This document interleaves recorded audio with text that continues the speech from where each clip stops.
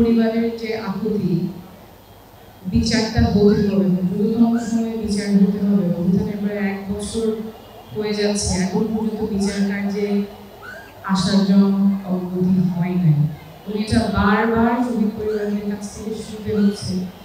আমরা যতভাবে বলা প্রয়োজন সম্ভব বারবার বলছি যে আমাদের এই বিচার কার্যটা সম্পন্ন করতেই হবে। বিচার কার্য সম্পন্নের জন্য বিচার ব্যবস্থায় সংস্কার যা প্রয়োজন সেগুলোও করতে হবে।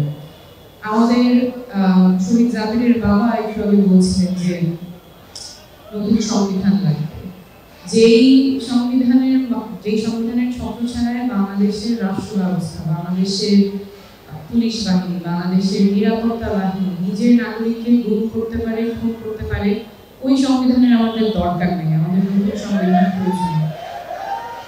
আপনাদের কাছ থেকে আপনাদের মুখের যে কথাগুলো সেগুলোই আমরা বারবার বলার চেষ্টা করি।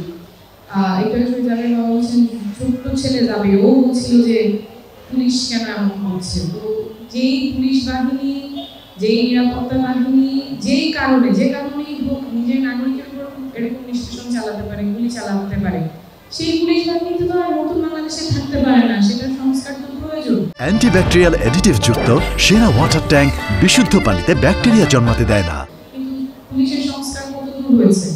আমাদের অভ্যুত্থানের 1 বছর হতে চলল, সংস্কার আমরা দৃশ্যতভাবে কিন্তু দেখতে পাইনি।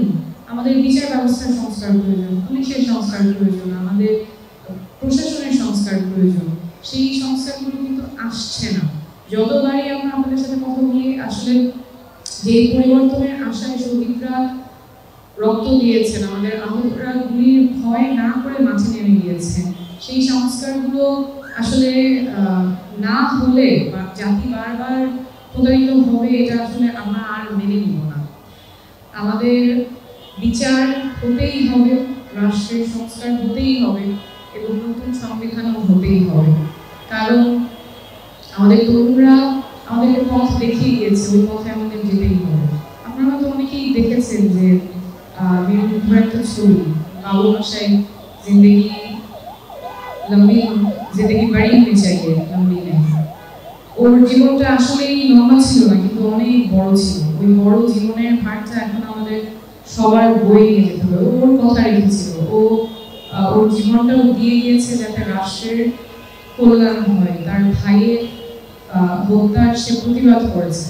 একইভাবে আমাদের অন্যরাও যারা শহীদ আছেন, আমি দেখছিলাম অনেকের সাথে আগেও কথা হচ্ছে, শহীদ নাইমা সুলতানের মা কথা বললেন, খুব আবেগিকভাবে বললেন যে বিচারটা কখন হবে, মানসিকভাবে বিপর্যস্ত অবস্থায় আছেন, এখনো